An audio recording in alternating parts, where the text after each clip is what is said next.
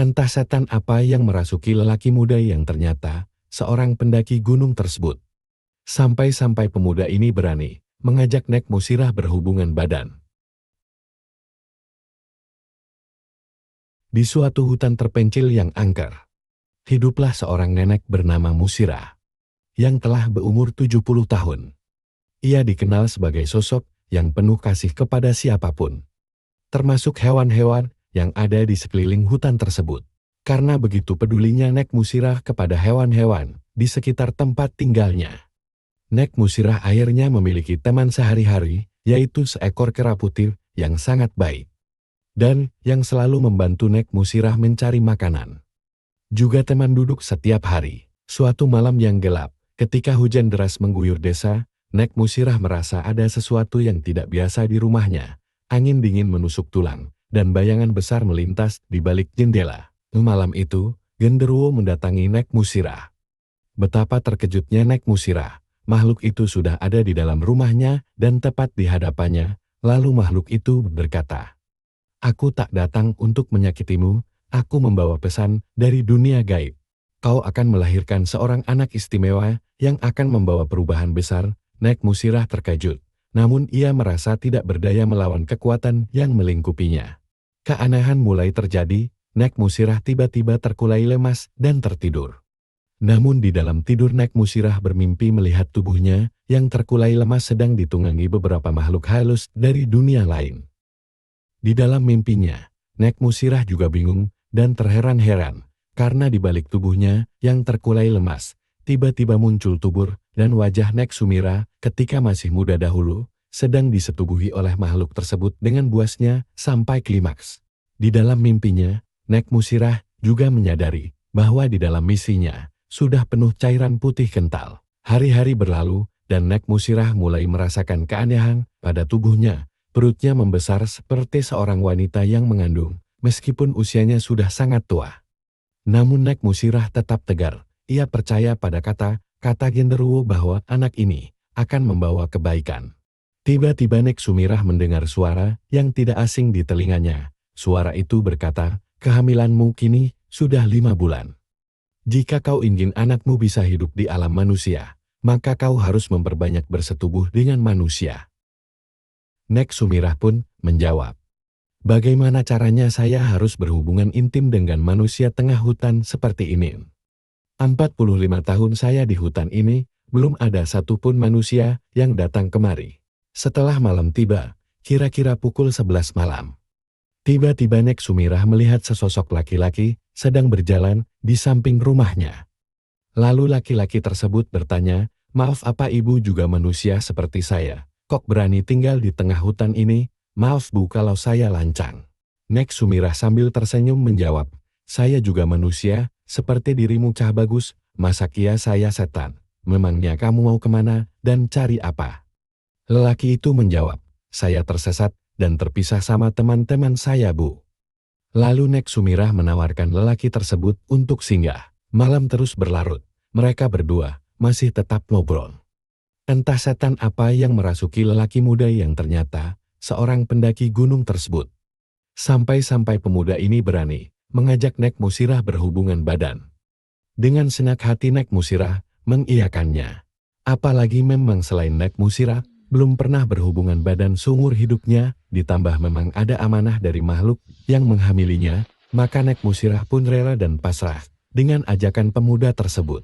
Namun saat awal pemuda itu ingin memasukkan alat vitalnya, pemuda tersebut terkejut karena lubang kemaluan Nek Musirah masih sangat sempit. Namun ia tidak menghiraukannya. Lalu dia bobolah lubang rahim Nek Musirah hingga berdarah.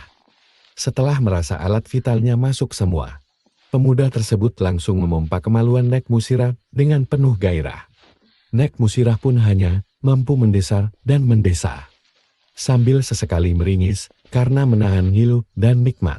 Tak terasa, sudah sebulan lamanya, pemuda itu hidup satu atap bersama Nek Sumirah. Dan setiap malam tentunya, pasangan yang sudah pantas dipanggil cucu dan nenek ini melampiaskan nafsunya masing-masing.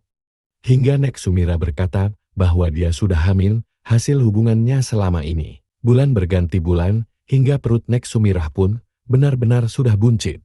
Sesuai amanah genderuwo, Nek Sumirah harus kembali ke desanya dan meminta pemuda tersebut mengakui kalau pemuda tersebut adalah ayah dari bayi di dalam kandungan Nek Sumirah sekaligus suaminya. Lalu Nek Sumirah pun berbicara pada pemuda itu untuk mengajaknya pulang ke desanya. Bukan di desa pemuda tersebut, dengan alasan agar anak kita nanti lahir dapat pertolongan yang layak, ucap Nek Sumirah. Merasa memang ia yang telah membobol keperawanan Nek Sumirah. Tanpa pikir panjang, ia pun menyetujui ide Nek Sumirah. Akhirnya senja itu pun mereka berdua bergegas meninggalkan hutan angker tersebut, menuju desa Nek Sumirah. Singkat cerita, Nek Musirah sudah kembali ke desanya. Dan kembali tinggal di rumahnya yang sudah puluhan tahun ditinggalkan. Karena diusir warga desa, dikarenakan pada saat itu, Nek Musirah berusia 25 tahun. Nek Musirah memiliki penyakit kulit menular dan dituduh pemuas nafsu para penjajah. Namun kepulangan Nek Musirah saat ini benar-benar membuat warga sangat segan dan hormat. Apalagi Nek Musirah kini pulang tidak sendiri, melainkan bersama pemuda yang telah menjadi suami gelapnya. Dan juga sedang hamil besar. Sejak kepulangan Nek Musirah ke desa, keadaan desa lebih aman dan juga lebih kondusif. Tidak ada lagi gangguan apapun bagi petani di desa tersebut. Tidak seperti sebelum Nek Musirah kembali ke desa. Inilah alasan mengapa penduduk sangat segan pada Nek Musirah. Dan setiap hari Nek Musirah selalu kedatangan tamu yang mengajaknya ngobrol. Tak jarang Nek Musirah dalam ngobrolnya menangis, menceritakan kehidupannya di hutan sendirian puluhan tahun.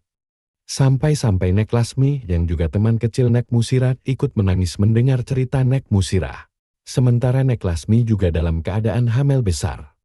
Namun kehamilan Nek Lasmi karena kelakuan cucunya sendiri, yang beberapa kali memperkosanya, hingga sampai kepergok warga karena Nek Lasmi teriak-teriak minta tolong, akhirnya sang cucu dihakimi masal hingga tewas. Sambil terus menangis Nek Lasmi menceritakan kisah hidupnya pada Nek Musirah. Akhirnya kedua nenek yang sama-sama sedang hamil besar saling tangisan.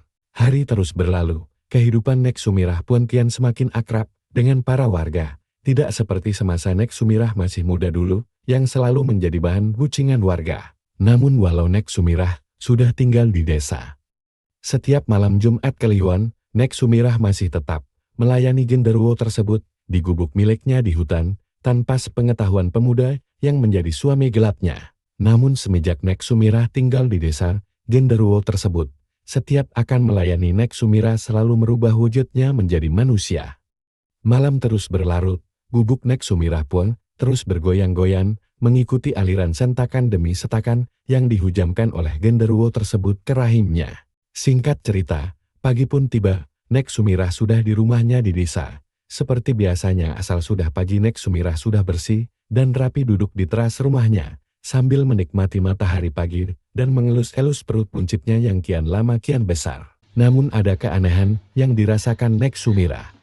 Walau kehamilannya makin besar, namun nafsu seksnya juga makin menggebu-gebu. Hingga hampir setiap malam Nek Sumirah dan pemuda suami gelapnya itu tetap melakukan hubungan seks tidak kurang dari 3 ronde setiap malamnya sebelum tidur. Singkat cerita, 13 bulan 17 hari, akhirnya Nek Sumirah pun melahirkan bayinya, seorang bocah laki-laki yang sehat dan menggemaskan. Pihak rumah sakit tak percaya mendengar cerita Nek Sumirah, yang mana ia menghitung kehamilannya memang 13 bulan lebih. Pihak dokter tidak percaya dengan cerita itu. Lalu menjawab, biasanya dan lazimnya, ibu hamil itu cuma 9 bulan 10 hari bu. Namun karena Nek Sumirah malas berdebat, akhirnya memilih diam. Mendengar berita Nek Sumirah melahirkan, warga pun berbondong-bondong ke rumah Nek Sumirah, menunggu kepulangan Nek Sumirah bersama bayinya. Warga dengan sabar menunggu Nek Sumirah pulang, mereka pun sambil memberi makan hewan-hewan peliharaan Nek Sumirah.